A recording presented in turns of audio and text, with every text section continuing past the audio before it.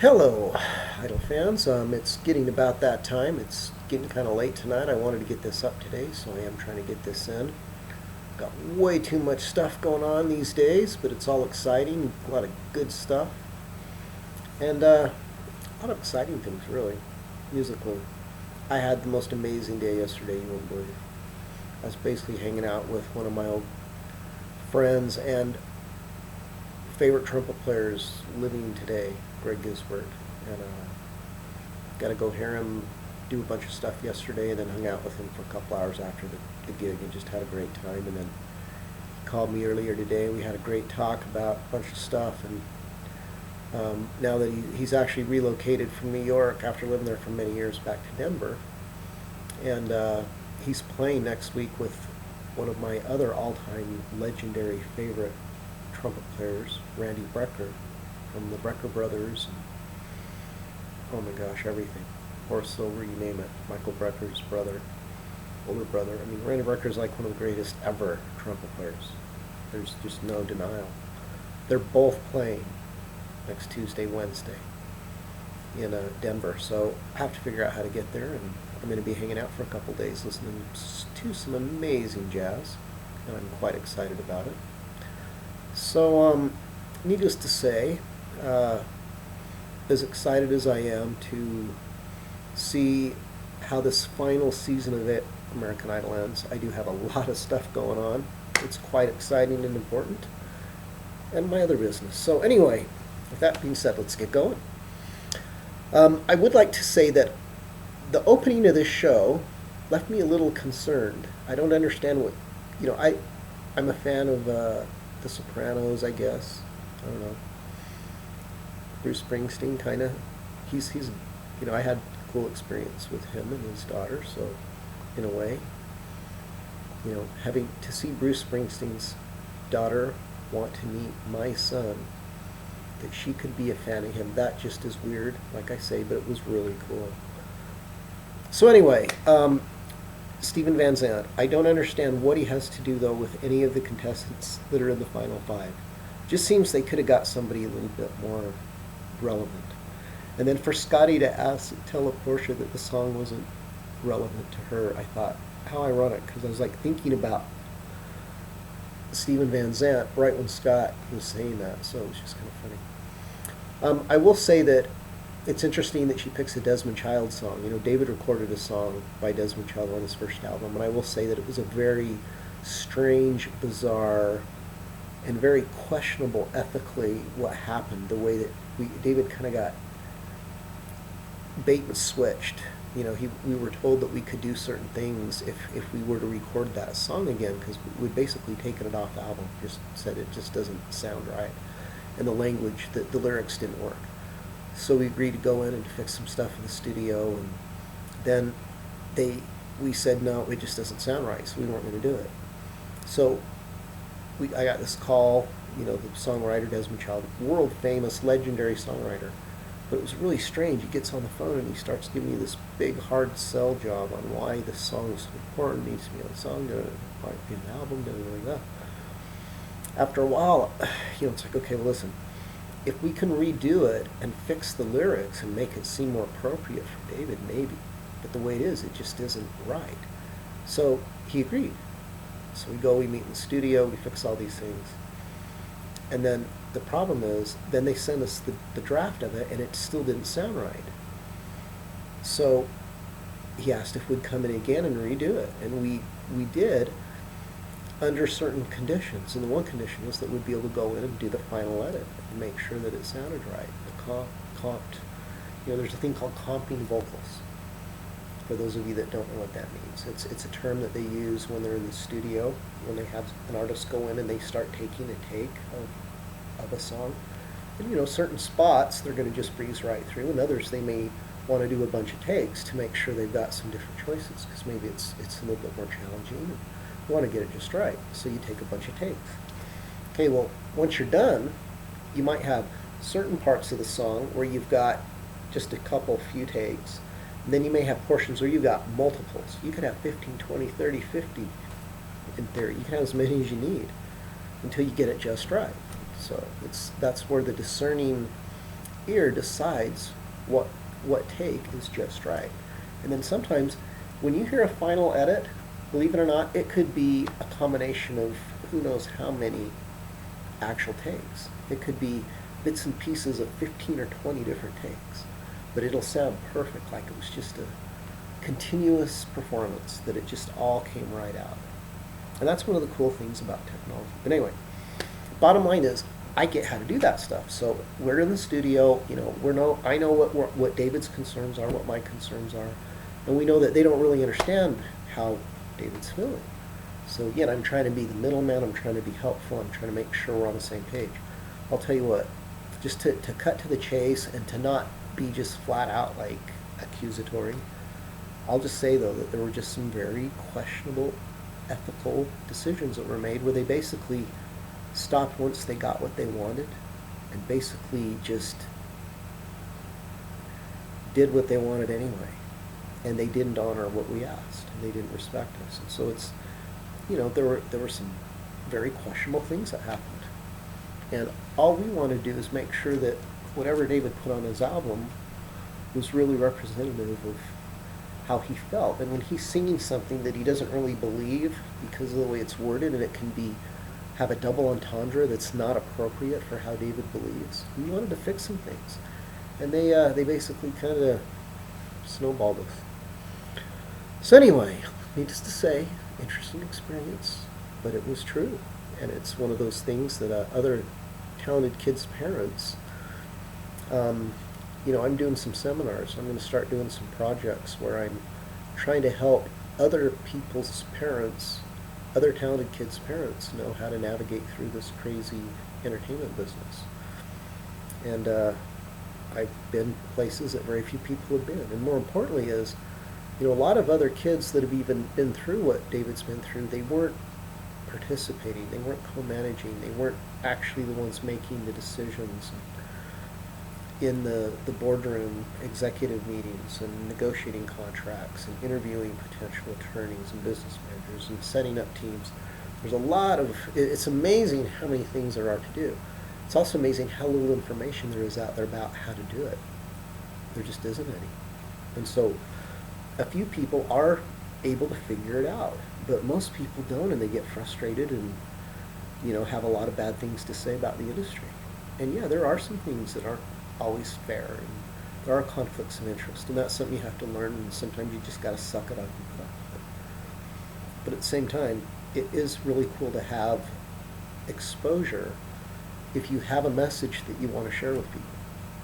And so to figure out how to have as big of a platform as possible is really what, to me, this was all about, because I believed in the talent of my son. I thought he should see how big, and when I say big, it's just how many people he could influence. So how do we find those opportunities? And even people who we trusted, we said, you know, it's how do you get the most exposure? It's about exposure. Okay? That's the way it works. All right, so the Porsche comes out, kills it. No question. She does some amazing things with her voice. Her interpretation, once again, shows that she is by far she's like a seasoned artist. I don't know how she got so good so young. But I think a lot of it is from the package we saw last show. And that is, she has felt a lot of depth of emotions. And she's experienced a lot of challenges and probably a lot of pain and hurt. And there's no denial that she's genuinely that person. You know, that's not, oh, let's find some story. I mean, no, the Porsche's been real all along. So I think everybody is just really feeling her. And, you know, she comes out, and her finesse, her abilities are just beyond comparison. And, you know, Harry pointed out something unique. And I know plenty of people that can do what Harry was concerned about, and that's something I think David's good at. And that is the ability to understand how your vibrato fits the pulse of the song and how you have to make it line it up. Like, a lot of people just have their vibrato, and they just throw it the same way all the time. That's not as cool as what LaPorsche was doing tonight, and that is the ability to actually slow down what she's doing and make it feel like she's actually being in part of the, she's in tune with the pulse of the song completely. Anyway, she pulls it off brilliantly, and Harry gives her credit, which she well deserves. So, once again, there's no question that Porsha should be the final winner of American Idol. Let's see how our number 2 performer does. All right, so let's go ahead and just speed this up a bit. Think of using. Hurry, only a team.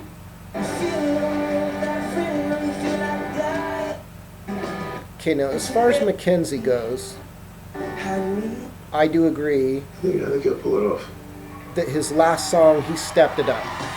Let's use him as an example again. You know, I've dogged him a little bit. Let's listen how he does and see if he meets.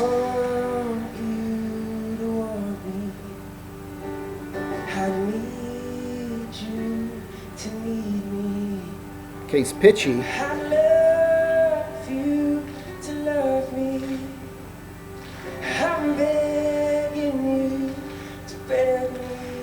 Same style again, though. Oh, cool. Now he's stylizing it. See, this style fits his voice well. He's smart. But he does not have great control over his sound.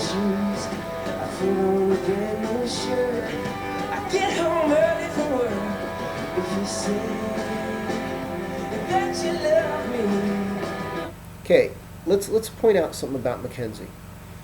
Let's give him credit for note choices. He's got a really good melody-based approach to this. You know, he mixes up the melody just a bit, and emotionally, he even uses some nice dynamics and intensity. Okay, there's a couple flaws that are real obvious, and that is, he doesn't support his sound properly. So it's like he's always running out of air, and you notice how when he aims at notes, half the time they're out of tune, literally half the time. And it's because he doesn't have a firm support. He's shooting every time he's aiming. He's starting at the very bottom.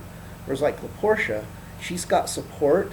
So instead of being at the bottom and having to go from the bottom up to here every time, La Porsha's right here. So she just has to move this far. And that's why she's so accurate where she aims.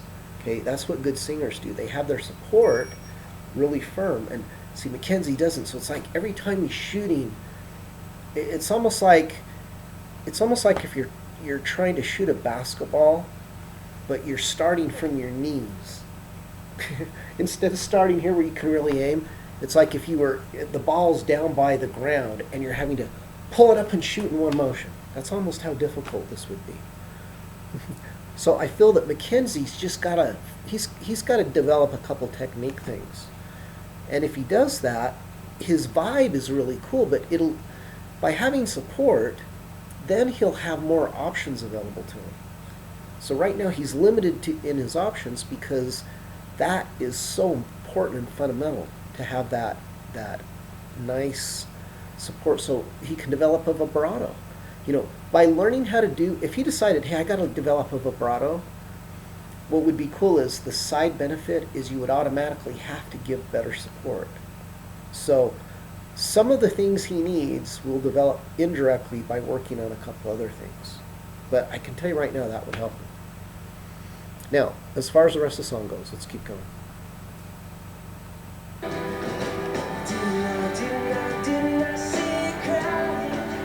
See, the intensity's not enough. Okay, that's okay. But it still feels not enough oomph.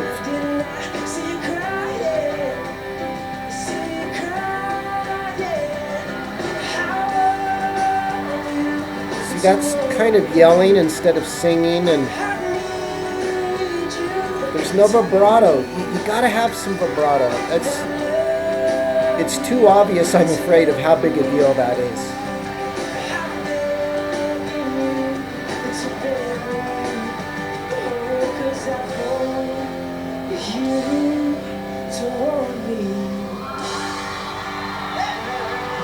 Okay, now let's give Mackenzie credit for once again. Okay, remember we talked last time about how Trent had a problem with counting stars because the track was dictating what he needed to do, and Mackenzie with Billie Jean, remember we talked about him being able to control the track because he was in control of it. Well, that's what happened tonight. He was in control of the track, so he was trying to keep it within his wheelhouse. Now, I think his intensity still needed to be up 2 or 3 notches to meet the chorus. You know, there needed to be some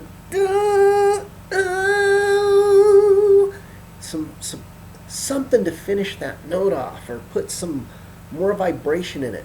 He doesn't have enough vibration. You know, that's the problem. It's just he's just throwing it out there, but there's nothing else going on. And Portia's got all these cool vibrations and little extras she's thrown into her stuff. So, you know, Mackenzie's, there's no way he's going to compete with Porsha. That's all I'm saying.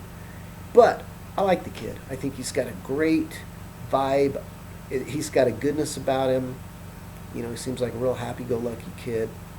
Makes people feel good. So I hope he does do well, but I see him coming in number 3. I think a lot of us do.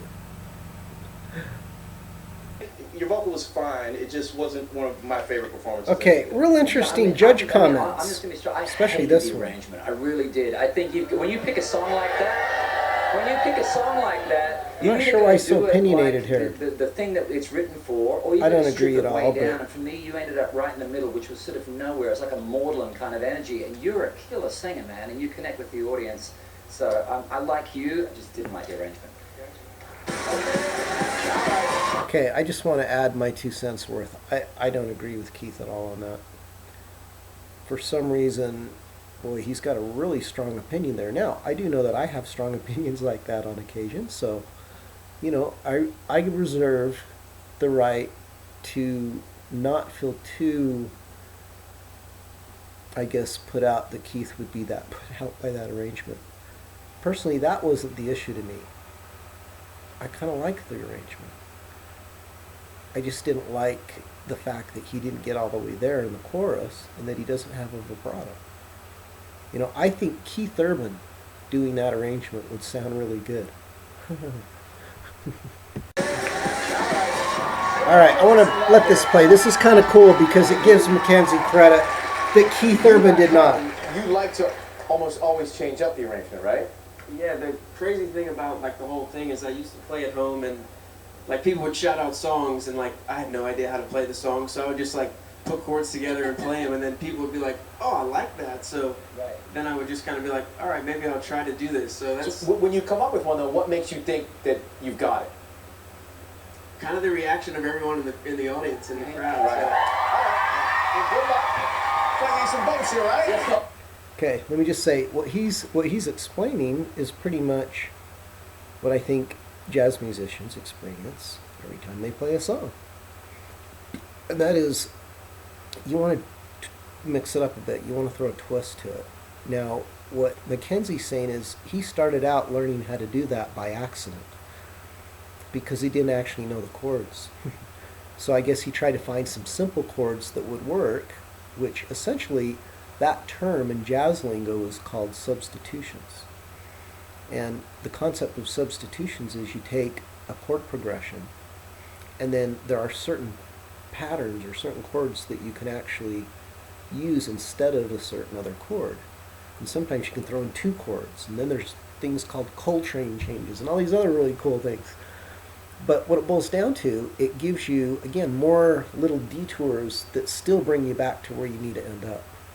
And it's something that intellectual jazz musicians that are improvisers really have fun doing.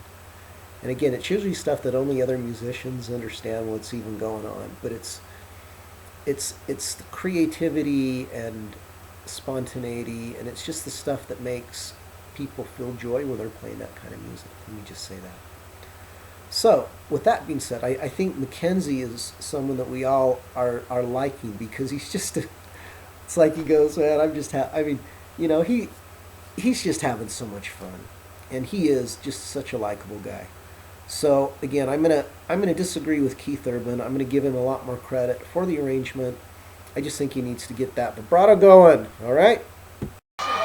Okay, guys, guess what? No one can say that I'm not willing to admit when I may have been quick to judge, okay? Steven Van Zandt, what's his point of being here? Watch. Watch. I'm eating my words. Sometimes I'm a sharp dressed man when I'm not on the farm, you know. But, I feel like having Steven as a mentor is something that I would not even be able to imagine as possible. You want to try and make these songs unique, and I'm wondering where we're going to go, and all of a sudden in the middle comes this part. I'm like, now we're onto something here. I'll tell you something right now. That thing in the middle is very cool. Use it in the intro and make the whole thing a little more swampy. I know what See, that means. visionary. It's like a mad scientist. When he said it, it was like everybody in the room went. Okay, can I mention something? Okay, guess who never gets any credit when it comes to helping an artist with the most important thing that they need, and that is vision. Okay? That is the hardest thing to find. Where do you get vision from if the artist doesn't have it himself? And see, what happens is sometimes there's this team around an artist, and they have some vision somewhere in there. And the artist thinks it's them. But then all of a sudden, you'll notice artists disappear for a while, and you don't know what's happened to them. And you'll see them reinvent themselves. Well, that's some new team trying to figure out a vision for them, because the artist a lot of times doesn't have a vision. Okay, Britney Spears is probably a good example of that. You know, it's like someone else created her vision. Now, someone who does have vision is Lady Gaga. Lady Gaga knew exactly what she wanted. So what's interesting is a lot of people start out doing well, but then it's hard to carry on a vision or to recreate or reinvent, and you need someone kind of out in front looking out for things. Okay, I can tell you right now, that's one of the things I realized with a young artist like I went through with David. It's hard for the artist to have a vision, and so who becomes the visionary? You know, David had a situation where I could, in a way, even though I didn't really think that's what it was, but now with hindsight, someone had to do that. That is, what is his image? What are his values? How do we present him in a way that people respect who he is? Okay, and then there are a lot of artists that they don't know who they are, they just know they want to make money. And then the labels decide, hey, we want you to be like this and that. And then these innocent kids, which, you know, I don't know when they become not innocent, but there's a point where they become caught in the flow, and then they just kind of have to go with whatever they say. So you have to kind of really establish your boundaries up front, or you're in trouble. All right, now, with that being said, look at Trent. I want to see what's going on here, because Steven Van Zandt, he senses something. He's got some vision. He realizes that, okay, we're looking for moments, right? With being in Bruce's band for so many years, of course he gets it. You know, he's watched Bruce just take his audience in the palm of his hand and just make them feel whatever he wants them to feel. So he understands this. This is a game of feelings. And what do you do to create bigger moments?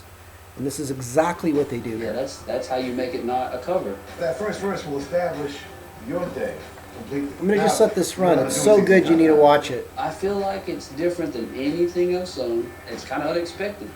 Ooh, I like it. Now it's really special.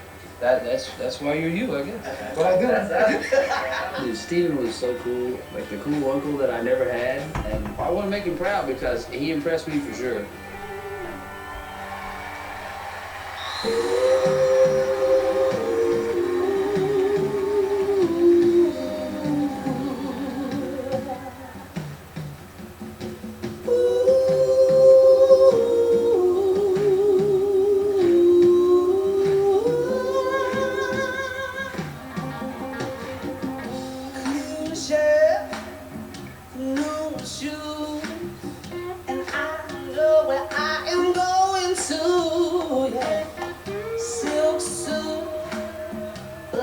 high, and I don't need a reason why. Running just as fast as they can. 'Cause every girl crazy about a sharp dress man. Oh, watch down the rain. I step out my fingers in my thing. Same place that being. When I step out, I'm gonna do you in. They come a running just as fast as they can. But every girl crazy about a sharp dress man.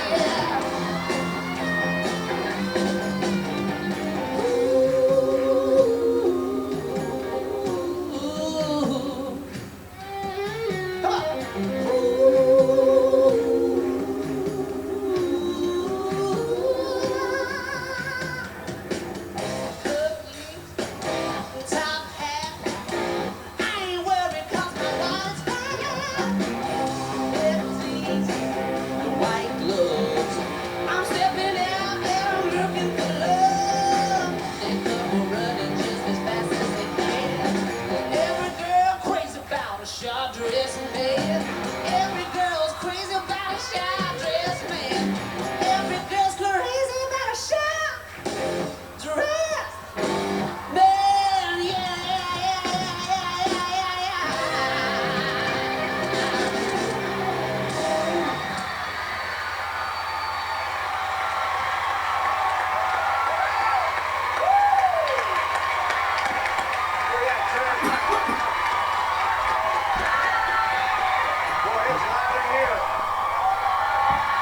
All right. Let's just listen to the judges' comments. I pretty much agree. But this is an outstanding performance. And it's mostly the Steve said arrangement. it was swampy. Jennifer, what do you call it again? Fungal. Fungal. It's like it's, Fungal, they say that's it's better. mud. It's the same type Funky, of nasty. thing. It's dirty, Fungal. muddy, like you muddy it up and you make it yours and Well, you put in the dirt. Fungal, that was fungal. Like in the beginning, I was so content with that groove, right? But here's why I thought that was brilliant. In concert, you could have stretched that out for 10 minutes Yes. and then done the fast tempo. You could have sung the same song twice. That was so so smart. You satisfied so many things in one Yep. moment. I totally agree. Great comment by Harry. Senor. Yeah, fungo, senor. Fungo. Fungo. Am I sexy when I say that? Fungo. Yeah, Yeah, that's it. sexy like an artichoke. Yeah. I got it in. Yeah. That was so freaking good, and I'm telling you, at this point in the competition, what you need a performance that like stands out and shows every part of your strongest attributes. That was like 10 out of 10. It's fantastic. Yeah, I mean, let's say La Porsche's like five lengths ahead in the race, and Trent's in second, and then they're behind him's Mackenzie about another 8 or 9 paces. But this just bumped up Trent. Boy, this is making this a 2-horse race now. Yep. That was a fantastic arrangement. It was, and that the pocket and feel and groove of that was incredible. Did you feel like Outstanding. you were getting it done when you were singing that song? Right? I mean, it felt like you were just getting it done. It was sexy. Just grinding. Just grinding. Grinding, say fungo one more time, Jenny. Okay. Tell me what's fungo. Well, I'm just stuck on the grinding part. Okay, I had to watch this whole thing. I don't think we've ever had anybody say swampy though. I've never. Swampy was For me, important. That's why I Say, brought him. say fungo is sexy. Okay. Let's just say that Trent just really made this more interesting, because now, as soon as the people that may still be holding on to Sonika and Dalton and Mackenzie, as they filter off, who's going to get their votes? Is it going to be La Portia, or is it going to be Trent? I think it might be Trent. So Trent really could become a dark horse to win this still. So him and La Portia, it's going to be. It will actually be a meaningful finale. Next week won't mean much, but the finale, the final week, getting it down to the. Yeah, this could be interesting. Did you can? No, come on. No, come on. I can't. No. All right. So after Mackenzie, we get a chance to hear David Cook sing a new single, and I kind of like it. Cook's vocal at first is a little, I mean, there's little inconsistencies in some of his vocal, but overall I think he does a great job. And what's interesting is, you know how we talk about Sonika and Mackenzie and Dalton not being able to get all the way there? Well, Cook during the chorus, listen to the intensity. Now, I'm worried about his vocal technique and if his voice is going to last, if he's singing this song a couple times a day. That's a brutal song. It looks pretty hard on his vocal and his voice. Seems like he's working really hard, and I'm worried about his vocals holding up. Other than that, it does sound good. He's got a lot of grit, a lot of intensity. You know, he's got a lot of control also over his tone, where he's got good vibratos and he can build intensity. He's got a pretty good quiver of ideas, techniques and effects he can throw in. You know, he was quite seasoned when he was on the show. I remember during Hollywood Week, first time I heard Cook sing was when you hear every single person sing, and you hear them doing their, there were probably 200 people that had to sing, and it was kind of fast. It was like it's kind of like in a church cultural hall with a stage. That's like what the room was we were in. And they were just going one after another on the stage. Boom, boom, boom, boom, boom, boom. And then someone playing piano for them. And I remember Cook did Everything I Do It For You, Bryan Adams. And I just remember, wow, that guy's amazing. So I remember when I first heard him sing, it's like, whoa, this is a guy that was just really good. But there wasn't really any buzz going on for him. And then I remember the first week or two, matter of fact, the second week, I think he was like in the bottom 3 or something. I mean, he was kind of like really close to going home already. And then all of a sudden, he figured out a couple of things. He started figuring out the game, and he did it from there on out. Boy, did he just play a great game. And very smart person, great musician, and just a good overall person. You know, I can't ever say enough good things about him. You know, he could have been a better, you know, friendly competitor to David, my son. You know, he could have been a better just guy to be around, and before, during, and after. You know, he was just a good guy. I always really have a lot of really high regard for him. I thought he's just an overall good person. And he seemed to really be aware of other people too. He gives a crap. So I like the guy. So with that being said, I was glad to see he had a good opening tune, and it's interesting. He goes from about 3 or 4 intensity in the verse to like 9 in the chorus, and that's a huge jump emotionally, dynamically, intensity. You know, you think of the things you have to have good control over to be able to get there. Like, there's no one on this final 5 could sing that song. If you think about that, they can't get there. You know, Trent may, well, when I say that, porsha and Trent probably could, but the other 3 couldn't. That's what I mean. But that's such a jump, the intensity level. Quite an amazing song, and Cook killed it. Really good job. Okay, so after the Trent Love Fest, we come back from the break only to see the sad parting of one of our 2 finalists, top 5, Dalton and Sonika. But it does feel like we know so much less about these contestants because time has just passed so fast to get to where we're at that it just doesn't feel the same. However, we all knew it was going to be Sonika. Really wasn't a lot of drama. It was fairly obvious. She's been in the bottom 3. Dalton. Okay, so no surprise there. Let's move on to the next song by Dalton, and let's decide if we think it's going to give him any chance of outlasting Mackenzie. Okay, now, I will say, Katherine McPhee is somebody that I have used as an example of someone that doesn't quite get there emotionally and soulfully, and that she's more of a musical theater singer with just kind of a big voice, but she still doesn't understand how to inject the right kind of emotion into her moments. And I remember during the season that she was the runner-up, that was exactly what used to bother me about her singing. And it's what I've noticed ever since. And so I've been trying to figure out, has she learned how to do that yet?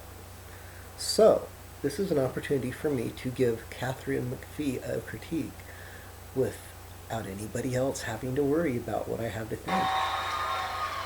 So let's go through her song, and I'm gonna tear her apart like I would a contestant. When all the clouds I hope that didn't sound rude.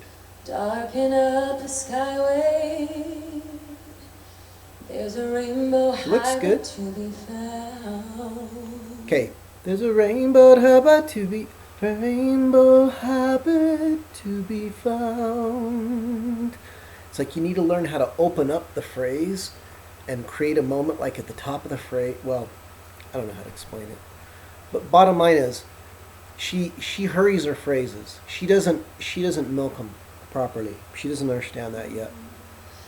Reading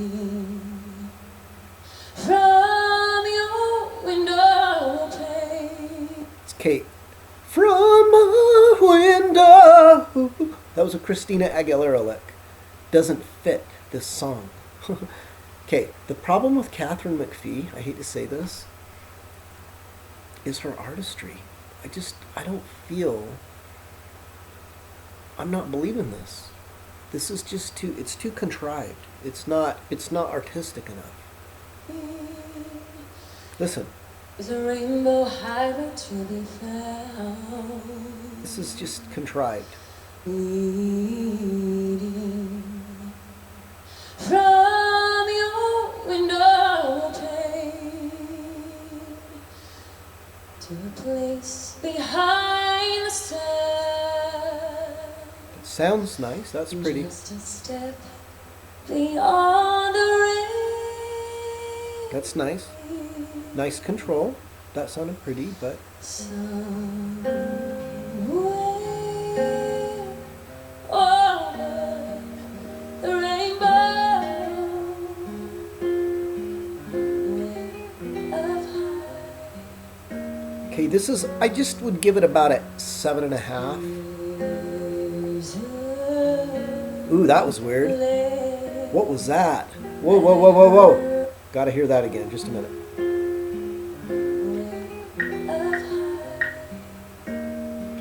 Something was weird. Let me hear this again. Yeah. Miss Ho. That was weird. Yeah, that was just, you know what? Okay, sorry. That I heard once in a lullaby. Nice lick, good lick, but it looks like it was practiced. I wish upon a star and wake up where the clouds are far behind. We will troubles nothing, lemon drops. Okay, this sounds like a bunch of licks. Okay, remember, one thing I've talked about in a couple spots, I'm sure at least, is the concept of emotional flow, and that there are singers that they just sound like they're singing a bunch of licks. It's like, okay, here's this lick, then this lick, and now listen to this lick. Now this lick, and then this lick. I know because I remember going through that stage when I was learning how to try to sound original and trying to put together, really just string together interesting ideas. Well, she's trying to string together interesting licks, but the problem is, it's like she's stringing, okay, let's say you've got your smooth jazz ballady idea part of your reservoir. Then you've got your edgy poppy Christina Aguilera pink edgy kind of vocabulary. So you have a different style of ideas that you're going to choose from depending on the song that you're performing. Okay, well, what I'm feeling is Katherine McPhee is confusing what style she should be mixing. And so right here, Y eso es lindo, no me gustan los niños. Oye, tienes que revisar el refri. Ahí. Okay, this is a real interesting package on Dalton because, I've talked about this a little bit about some of the behind the scenes stuff that the contestants have to go through, and some of the challenges are mental and emotional, and it has to do with, like, for example, picking the right song and the right arrangement and being able to communicate that to the people who are helping you. And like I say, I've seen that be the biggest challenge sometimes week to week, because you've got to choreograph your minute and a half. You've got to make sure you've got all your licks figured out, because you don't have a lot of time to rehearse, and you got to make it just right. You don't want to show any weaknesses. You want to make sure your song's as tight and well prepared as possible. Well, part of the issue is if you don't have an exact arrangement when you go in, it's still a roll of the dice as to if the people who are helping you, the piano person and the vocal person, if they're going to communicate correctly all that information to the person who's an outside person that creates the actual tracks. This usually is some guy that has a home studio that's really good. I mean, these are guys that are pros, don't get me wrong. These guys are fantastic. And, that's something I've worked with these people a lot. So I can tell you that these are really good musicians. But I also know that, I was helping create the tracks. So the nice thing is, I knew what we were going for. I knew what would make David feel the most comfortable. So I could kind of, we were a team in that aspect. So I knew what he needed so that he'd have the right support in the track area. Well, we did have a couple times when it was a disaster. There were even times when it was almost like they blatantly did exactly what we asked them not to do. So there's some strange things that happen with tracks, and with Dalton not knowing how to communicate this. This week choosing check songs this out. particularly tough. Walking into the session today, I was pretty dead set on Seven Nation Army. Army couldn't hold me back. That doesn't really go anywhere. We should try something else. We spent the next hour, brainstorming on other things that I can do, but we really just weren't landing on anything. Do you know the song Spirit in the Sky? Okay, that's another thing to point out. You only get an hour. People think, oh, we've got a whole week to work with these people. It's like, no, you have an appointment. You have like an hour with the piano and vocal person, and that's usually a day or two after the next week's show. Okay, it's not like immediately. And so, you basically have time to get your song figured out. Usually the night after the show, you usually meet back in the dressing room, and that's where everyone will then hear what the next week's theme is going to be. Sometimes it's the next day, but a lot of times it's after the show.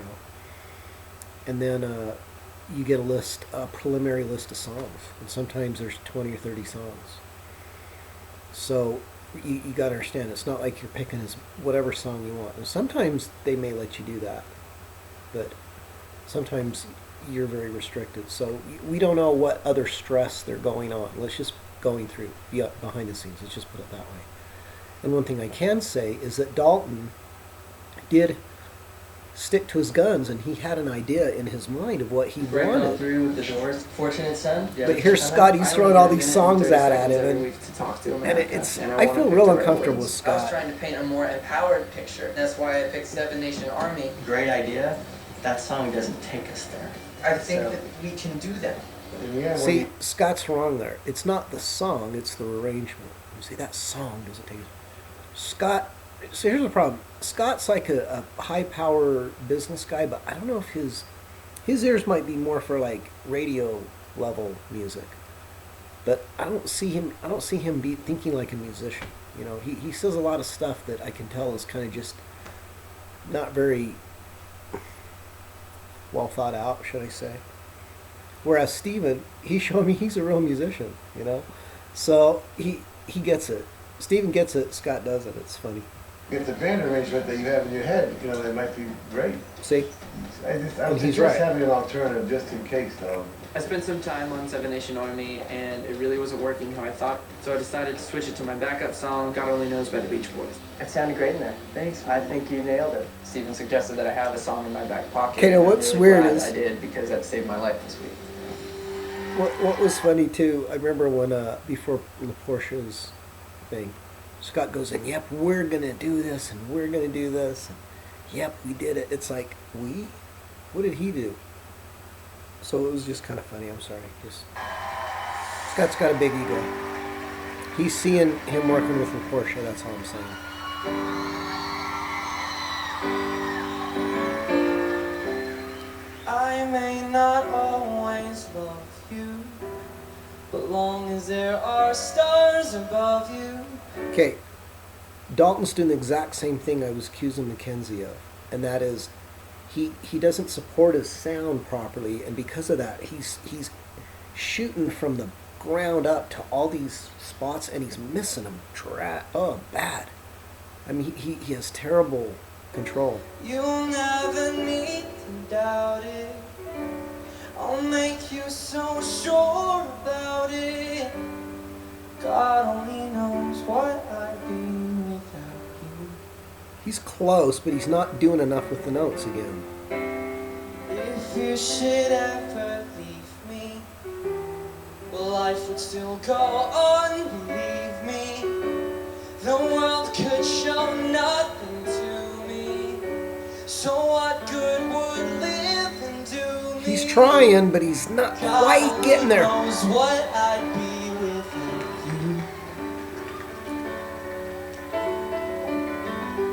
God only knows what I'd be without you. Again, he's got the emotion. You know, he's really good at capturing emotion. God only knows. God only knows. What's this? If you should ever leave me, well, life would still go on, believe me. The world could show nothing to me. So what good would live and do me? God only knows what I'd be without you. God only knows what I'd be without you. Okay, this is actually a little better towards the end, but it's still not enough for me. God only knows what I'd be without you. Okay, he does a good job, but still, his technical skills are so weak compared to what Trent and Porsha have done. And he's not as strong as Mackenzie, so... Salty Dalty. Listen, we're going to talk quick. I want to say a couple of things. Firstly, so good to choose that song. Yeah. One of the things that really impressed me in the piece beforehand was you said, I only get a minute 30 to talk to America. I want to make sure I have the right words. That is an extraordinary attitude to have in communicating with people. And to see you sitting on this step here and watching these girls' reactions while you're singing is as pure as it gets. That was really good. Thank you. Cool. It's really beautiful. I really, I know what it is as an artist to have an idea in your head and I like feel Dalton. like it's so I think right he's got a and it cool not vibe. work. You go, I didn't like him work. at first. And that's hard to let go of. It was great that you took the advice. He's that you put that he's in your got back some pocket, ego, like but you he is said, open and he came wants out to with this because improve. honestly, you really So he won with wants that to moment. learn. It was a He really wants good to moment for grow. you. I respect that a lot. Okay? And he's really good at capturing the emotion. Every song I've heard you sing thus far, to me, that one was the most complex in terms of melodically and harmonically, right? The chords underneath. And that arrangement really showed your vulnerabilities. That's why it's so dangerous to See, do a these- thing like that. They're making Fortunately good for me, comments. I got to give them credit. that's I'm the not type going to of make any song super that you want to insights hear here. vulnerabilities. Just watching you walk around, I could see everybody kind of disappear, and you just look like a guy that was walking down the street thinking about those All right. thoughts. Okay, folks. Due to the fact that I've included full-length inclusions of the performances this time, there's going to be a part 1 and part 2 to this episode. And I don't feel that any of this has been a waste of time, because I think it's important to watch stuff in its proper context. And to make sure that we were doing that, I wanted to make comments while we were watching, and I hope this is helpful. Again, I just want to raise everybody's awareness and appreciation for this kind of analytical approach to wanting to create greater music and put more energy and more feeling and more love and emotion and meaning into the music. And what I'm trying to do is show what's missing and what these artists and what any artist can do. Anyone that's trying to get better at music and anyone that's listening. You know, the more you expect a higher standard, the more it's going to require that the musicians raise the bar. And that's what I'm all about, is I'm trying to raise the musical bar. I think we need better music. We need better musicians. We need better music. And I am committed to do all I can to help bring that to pass, okay? So let's give Dalton some credit for this, and we're going to make a transition to part 2. And I'm looking forward to being able to give a critique of Katherine McPhee, who I had definite opinions about during her run on the show. So we will talk soon.